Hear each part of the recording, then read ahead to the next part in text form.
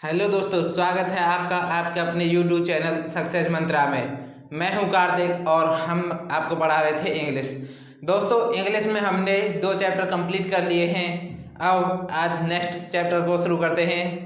दोस्तों, अगर आपको हमारी क्लासेस पसंद आ रही हैं तो ज़्यादा से ज़्यादा लाइक करें, अपने दोस्त शेयर करें अपने दोस्तों के साथ। और अगर आपको कोई भी कमेंट समझने में प्रॉब्लम है तो हमें कमेंट करके बताएं, हम आपकी कमेंट का ज़रूर हर कमेंट का आपका रिप्लाई करेंगे। ठीक, चलिए दोस्तों शुरू करते हैं। और दोस्तों, जो बैक वाला चैप्टर जो कल ही ख़त्म हुआ है नाउन, तो उसकी PDF आपको टेलीग्राम पे मिल जाएगी। और वहाँ पे आप हमारे लिंक, इस वीडियो की लिंक में डिस्क्रिप्शन में आपको लिंक मिल जाएगी, जिससे आप हमारे टेलीग्राम चैनल को ज्वाइन कर सकते हैं और वहाँ से PDF प्राप्त कर सकते हैं। और PDF के साथ साथ PDF एक प्रैक्टिस की भी है, जिसके अंदर error and tick mark question यानी MCQ मल्टीपल चॉइस क्वेश्चन दिए गए हैं। और पूरे शुरू से लेकर एंड तक नाउन के PDF है। चलिए दोस्तों वीडियो शुरू करते हैं आज। दोस्तों, अब हमने पहले वर्ब बेसिक किया है, अब उसके बाद हमने नाउन किया है, और अब करेंगे हम दोस्तों प्रोनाउन। क्या करेंगे? प्रोनाउन। प्रोनाउन को दोस्तों हिंदी में कहते हैं सर्वनाम। क्या कहते हैं दोस्तों हिंदी में? सर्वनाम।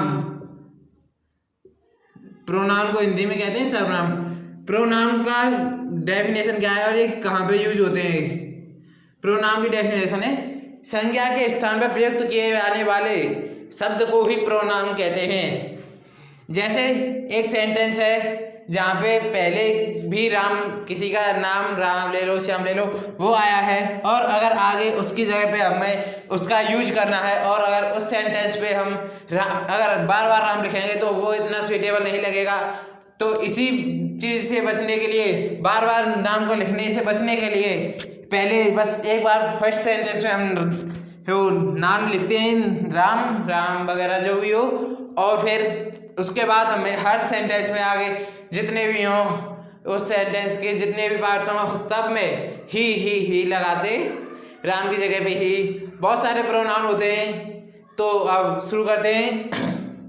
नाउन की अगर डेफिनेशन की बात करें,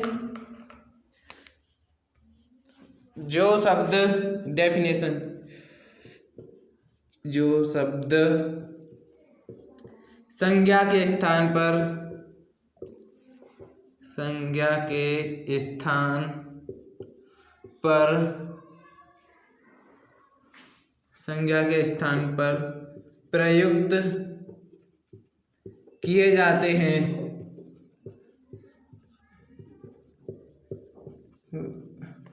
जो शब्द संज्ञा के स्थान पर प्रयुक्त किए जाते हैं उन्हें प्रोनाउन, या प्रोनाउन हिंदी में लिख लो सर्वनाम, सर्वनाम कहते हैं। जो शब्द संज्ञा के स्थान पर प्रयुक्त किए जाते हैं उन्हें प्रोनाउन यानी सर्वनाम कहते हैं। इसको अंडरलाइन कर लीजिए। ये इसकी डेफिनेशन होती है। और एक और, प्रोनाउन का प्रयोग नाउन, प्रोनाउन का प्रयोग नाउन की रेपिटेशन,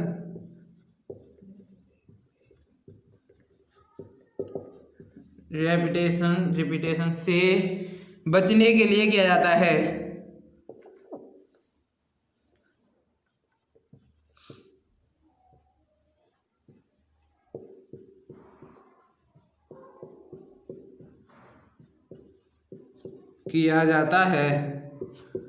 ठीक है दोस्तों, प्रोनाउन का प्रयोग नाउन की रेपिटेशन से बचने के लिए किया जाता है, जिससे कि वाक्य हमारा सुंदर लगे और पढ़ने में सुइटेबल हो, और हमारे रेपिटेशन, नाउन की बार बार रेपिटेशन ना हो। तो इसीलिए प्रोनाउन का यूज किया जाता है, और संज्ञा के स्थान पर प्रयुक्त होता है, उसे ही हम प्रोनाउन कहते हैं।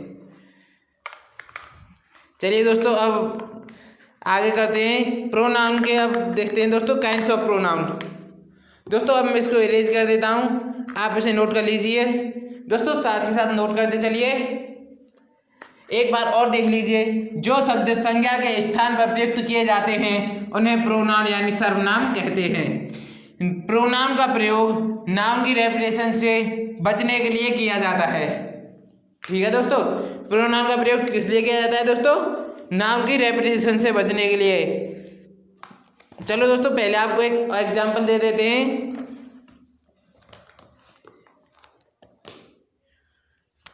राज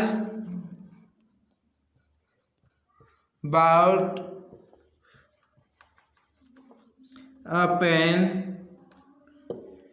ठीक है दोस्तों, Raj bought a pen, he bought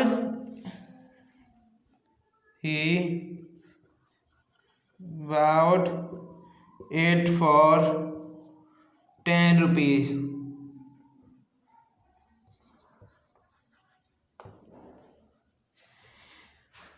example दोस्तों ये हुआ इसका, राज बाउट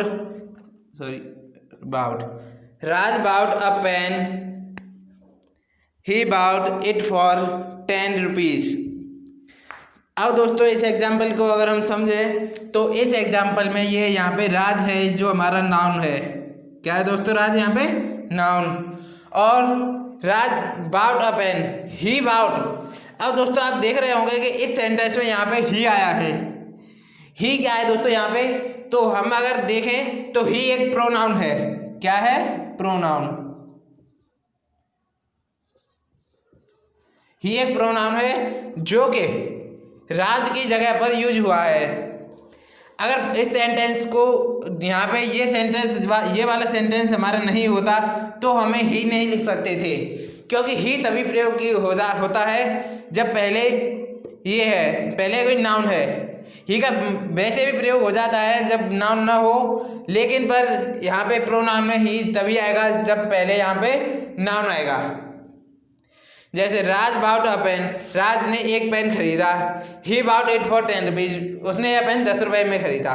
तो दोस्तों अगर देखें तो यहाँ पे ये राज है नाउन है, और यहाँ पे राज की जगह ही ये है जो ही, ये राज की जगह यूज हुआ है। किसकी जगह यूज हुआ है? राज की। तो राज की जगह यूज हुआ है तो यहाँ पे ये नाउन है और यहाँ पे ये प्रोनाउन है, तो ये नाउन की जगह पे यूज हुआ है। यहाँ पे भी नाउन आता है बट यहाँ पे प्रोनाउन से हम इसे करेंगे। चलिए दोस्तों अब आगे चलते हैं। अब मैं इसको इरेज कर देता हूँ, आप नोट कर लीजिए, या फिर स्क्रीनशॉट लेना चाहो तो स्क्रीनशॉट ले लो। मैं साइड हट जाता हूँ। चलिए दोस्तों अब आगे की तरफ बढ़ते हैं। दोस्तों नाउन प्रोनाउन भी हमारा इंग्लिश ग्रामर में देखें तो बहुत ही इम्पोर्टेंट है इसका रोल भी। ये कई बार एग्जाम में पूछा जाता है, और दोस्तों ये बहुत इजी है और एग्जाम में पूछा जाता है। तो आप हमारी क्लासेस को रेगुलर ज्वाइन करिए, जिससे कि आपको एग्जाम में बहुत ज़्यादा प्रॉफिट रहेगा। अगर इससे कोई क्वेश्चन आता है तो आप छोड़ के नहीं आओगे। चलिए अब करते हैं आगे kinds of pronoun. Kinds of pronoun.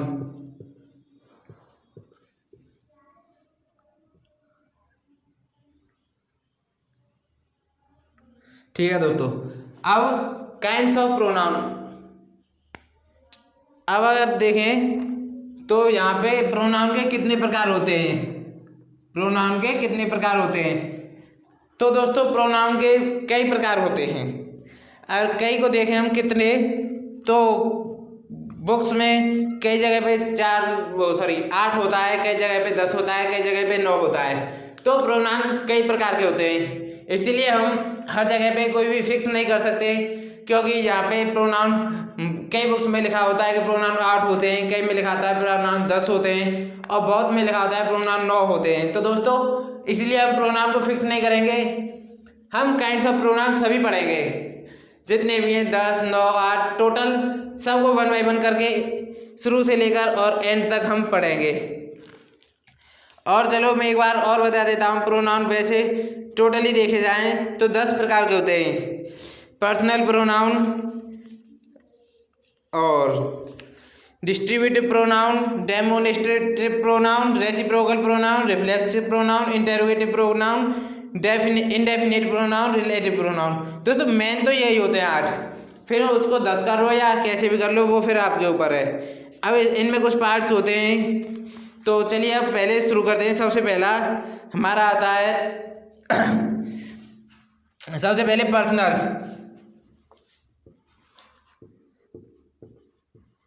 Personal pronoun. सबसे पहले नंबर पे आता है दोस्तों पर्सनल प्रोनाउन। ये पूरे काइंड्स ऑफ प्रोनाउन में सबसे ज़्यादा इंपॉर्टेंस है इसकी। काइंड्स ऑफ प्रोनाउन में क्या है दोस्तों, सबसे ज़्यादा इंपॉर्टेंस है। ये बहुत ही ज़्यादा इंपॉर्टेंट है इस प्रोनाउन के प्रकार के अंतर्गत। तो इसको अगर हिंदी में देखें तो इसका हिंदी होता है व्यक्तिवाचक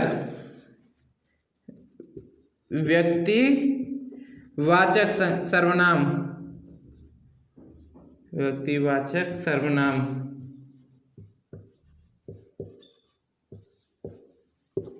ये उसकी हिंदी हुई पर्सनल प्रोनाउन दोस्तों, मतलब व्यक्तिवाचक सर्वनाम। ऐसे नाउन जिन्हें first person, second person, third person के रूप में लिखा जाता है पर्सनल प्रोनाउन कहते हैं। इसको नोट कर लीजिए। ऐसे नाउन एक मिनट दोस्तों, यहाँ पे नाउन आएगा या प्रोनाउन आएगा दोस्तों? यहाँ पे हम ऐसे प्रोनाउन करते हैं दोस्तों, प्रोनाउन सही रहेगा। ऐसे प्रोनाउन जिनको हम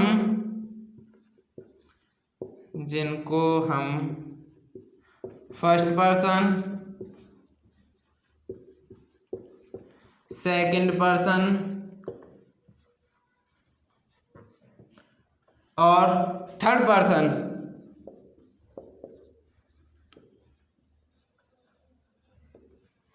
ऐसे प्रोनाउन जिनको हम first person, second person, third person में लिखते हैं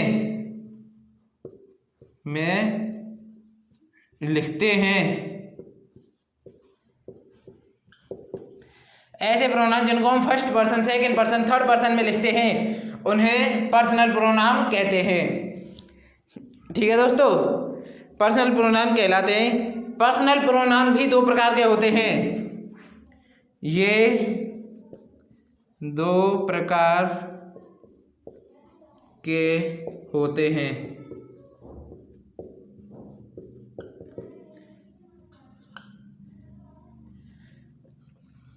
ऐसे प्रोनाउन जिनको हम first person, second person, third person के रूप में लिखते हैं उन्हें पर्सनल प्रोनाउन कहते हैं या व्यक्तिवाचक सर्वनाम कहते हैं। और ये 2 प्रकार के होते हैं, नॉमिनेटिव प्रोनाउन, नॉमिनेटिव केस और ऑब्जेक्टिव केस। इसके भी दोस्तों 2 केस होते हैं, नॉमिनेटिव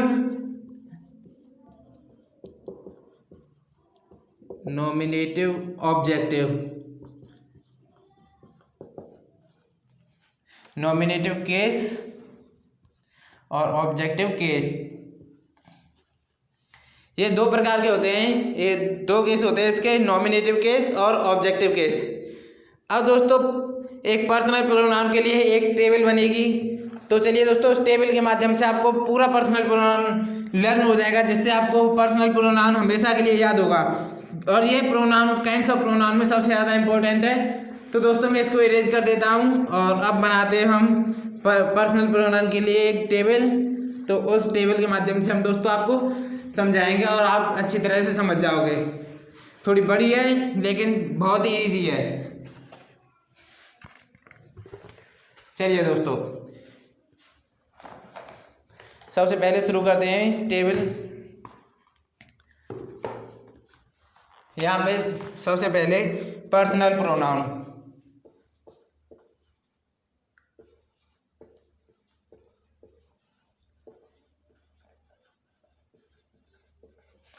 सबसे पहले दोस्तों पर्सनल प्रोनाउन, यहाँ पे नॉमिनेटिव,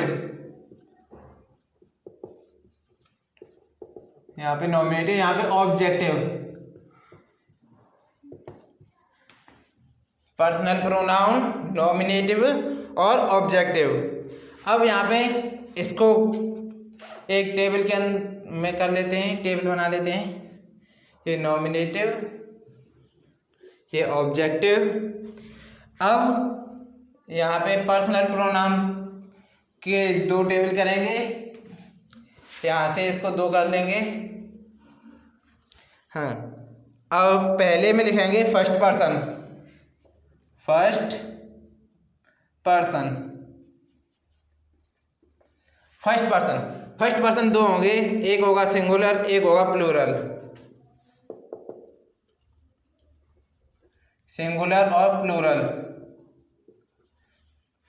और ऐसे ही सेकंड पर्सन और ऐसे ही थर्ड पर्सन,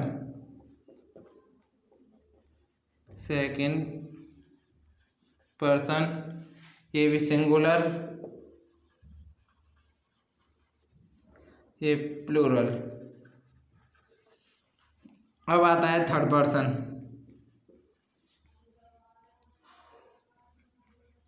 ये सिंगुलर, ये प्लूरल। ठीक है दोस्तों, अब इस टेबल को कर लेते हैं बंद, यहाँ से ऐसे।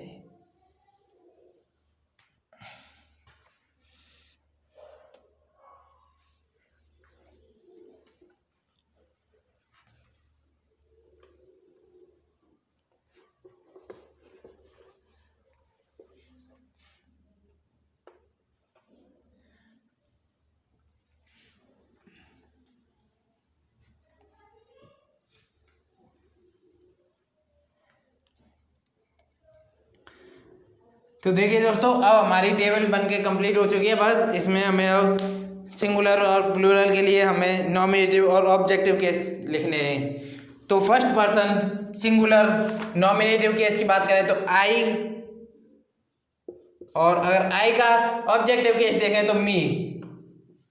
ठीक है दोस्तों, और फर्स्ट पर्सन प्लूरल की बात करें तो वी, और ऑब्जेक्टिव केस की बात करें तो अस, अस। और सेकंड पर्सन की बात करें सिंगुलर और प्लूरल दोनों में ही दोस्तों यू आता है, तो इसको यहाँ से इरेज कर देते हैं, यहाँ से यू। और सेकंड पर्सन का नॉमिनेटिव केस में यू आता है, और ऑब्जेक्टिव केस भी इस यू का यू ही रहता है। ठीक है दोस्तों, third person object singular he see it, क्या है दोस्तों, ही सी इट। और इसका होता है, ही का होता है हिम, सी का होता है हर, इट का होता है इट। इट सेम रहता है। और प्लूरल, थर्ड पर्सन प्लूरल होता है दे, और थर्ड पर्सन प्लूरल दे होता है, प्लूरल का नॉमिनेटिव केस दे होता है, एंड ऑब्जेक्टिव केस होता है देम। ठीक है दोस्तों, ये हमारी टेबल बन के कंप्लीट हो चुकी है। अब इस टेबल को एक बार समझ लेते हैं, इस टेबल को एक बार अच्छी तरह से बंद कर लेते हैं। दोस्तों ये टेबल आपके लिए बहुत ही इंपॉर्टेंट है, इस टेबल को आप अच्छी तरह से लर्न कर लीजिए और समझ लीजिए। लर्न करने के लिए इसमें ऐसा कुछ नहीं है जो कि आपको लर्न करना पड़े, बस आप इसको अच्छी तरह से बस एक बार समझ लीजिए। एक बार समझ लोगे आप तो आपको ये पूरी अपने आप ऑटोमेटिक ही लर्न हो जाएगी। ठीक है दोस्तों, हाँ, तो सबसे पहले हम पर्सनल, एक मिनट दोस्तों, यहाँ पे ये थोड़ा सा personal pronoun.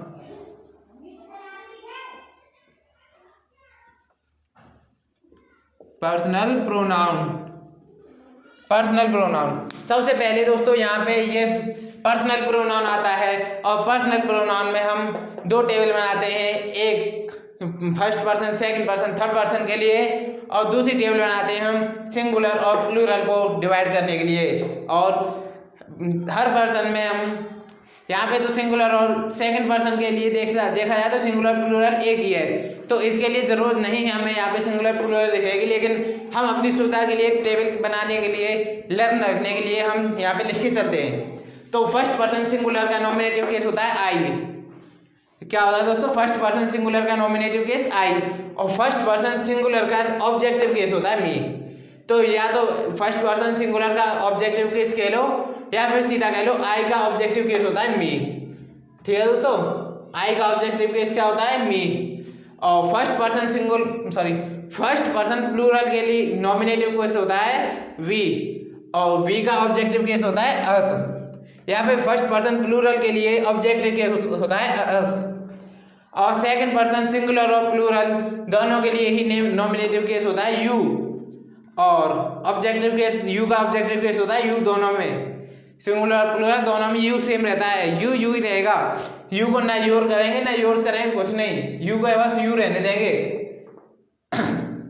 Third person singular के लिए नॉमिनेटिव केस ही से इट होते हैं और यहाँ पे देखा जाए तो बस सेम है दोस्तों, सीक्वेंस के हिसाब से रखे गए हैं। ये फर्स्ट, ये सेकंड, ये थर्ड, ये फर्स्ट, ये सेकंड, ये थर्ड। ठीक है दोस्तों, ऐसा नहीं है कि ही के लिए हम कोई सा यूज कर लेंगे, नहीं, गलत हो जाएगा। ही के लिए हम दोस्तों सिर्फ हिम यूज करेंगे। ही के लिए क्या यूज करेंगे? हिम। सी के लिए हर का यूज करेंगे और इट के लिए इट। यहाँ पे दो ऐसे वाक्य हैं, शब्द हैं जो सेम रहते हैं नॉमिनेटिव ऑब्जेक्टिव केस में दोस्तों, सेम रहते हैं। एक तो यू रहता है सेम, एक इट का रहता है और ही का हिम होता है और सी का हर होता है।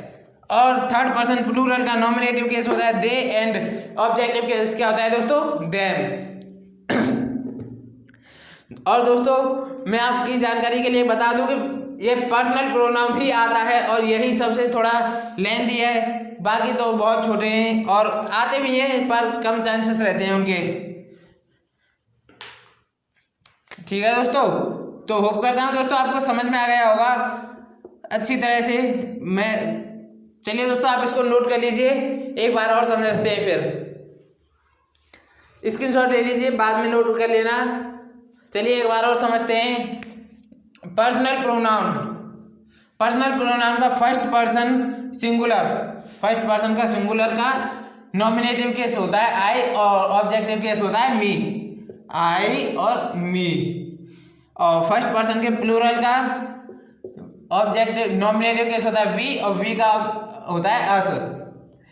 सेकंड पर्सन की बात करें तो सिंगुलर और प्लूरल दोनों ही यू होते हैं और यू का दोस्तों सेम ही रहता है, ये इसमें कोई चेंज नहीं होता, यू का यू रहता है। थर्ड पर्सन के सिंगुलर की बात करें तो ही सी इट और दोस्तों ही सी इट का अगर ऑब्जेक्टिव केस देखें तो ही का होगा हिम, सी का होगा हर, इट का रहेगा इट के में नो चेंज रहता है दोस्तों। और थर्ड पर्सन ये तो सेम ही रहेगा। थर्ड पर्सन प्लूरल की अगर बात करें तो होता है दे और दे को अगर हम ऑब्जेक्टिव केस में चेंज करें तो दे का होता है देम। दोस्तों इसमें बस सबसे मेन चीज यू का यू रहता है और थर्ड पर्सन के सिंगुलर। दोस्तों ये थोड़े सबसे हटके होते हैं और थोड़े लर्न करने के लिए इम्पोर्टेंट होते हैं ये। तो दोस्तों होप करते हैं दोस्तों आपको आज की क्लास पसंद लगी होगी। आज की क्लास को यहीं पे समाप्त करते हैं। आपको सब कुछ समझ में आया होगा और समझ में आया हो तो वीडियो को ज़्यादा से ज़्यादा शेयर करें, लाइक करें, कमेंट करें और अगर चैनल को सब्सक्राइब नहीं किया है तो सब्सक्राइब कर लें। मिलते हैं नेक्स्ट वीडियो में, तब तक के लिए बाय बाय, टेक केयर।